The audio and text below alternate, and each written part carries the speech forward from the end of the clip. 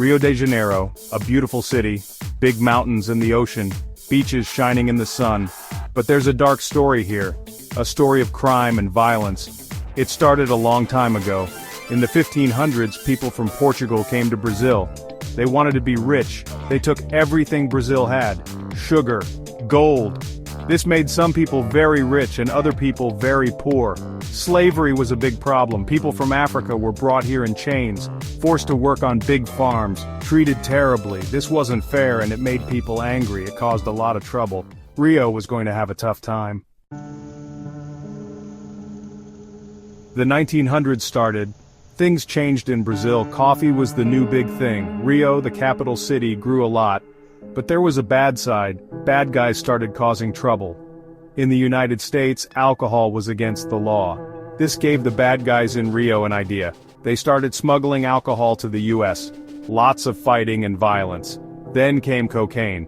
From the mountains, a new drug came to Rio. Rio became a place where the drug was shipped. Lots of money to be made. New bad guys showed up. Cocaine dealers. Mean and powerful. They changed how crime worked in Rio. Poor people in Rio had a hard time. They lived in slums on the hills called favelas. These places were dangerous, not many police. Life wasn't worth much. One of these favelas was City of God. It was a very violent place. Drug gangs ran everything. Kids grew up around guns. Just staying alive was hard. Stories from these places shocked the world. Stories of violence, being poor, and sadness. But even in the bad times, people helped each other. They found hope. People never gave up. In Rio's tough prisons, a new group started, the Red Command. Started by prisoners and criminals, it got powerful fast. Everyone called them the CV. They were scary. They controlled the drug business in the favelas. They had power outside of prison too. They paid off police and government people.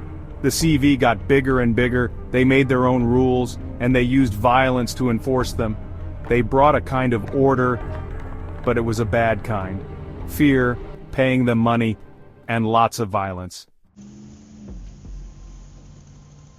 The 1980s and 90s were tough times. Brazil became a democracy, but drugs were a bigger problem than ever.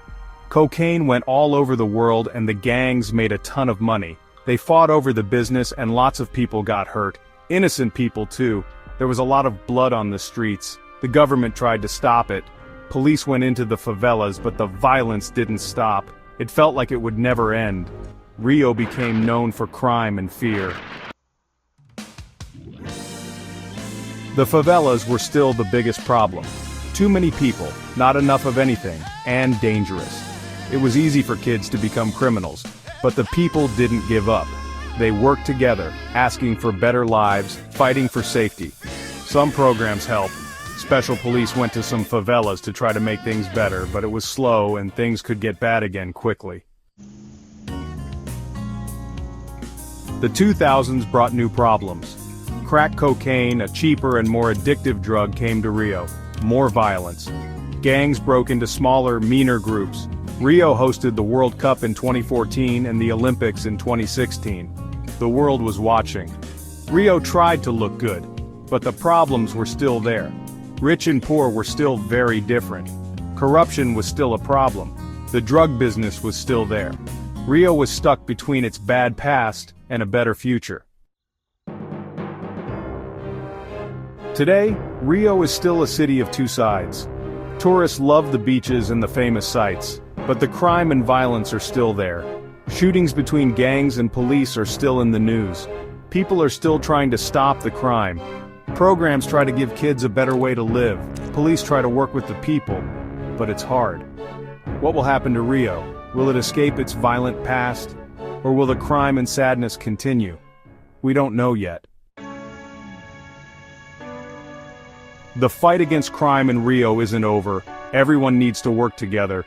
The government, the police, and most importantly, the people of Rio. The city's culture, its strength, and its people give us hope. If Rio can fix the real problems, poverty, inequality, and corruption, it can have a better future. It will be hard. But a safe and fair Rio is worth fighting for. A city where beauty and hope are stronger than violence and sadness. A city where everyone can live in peace.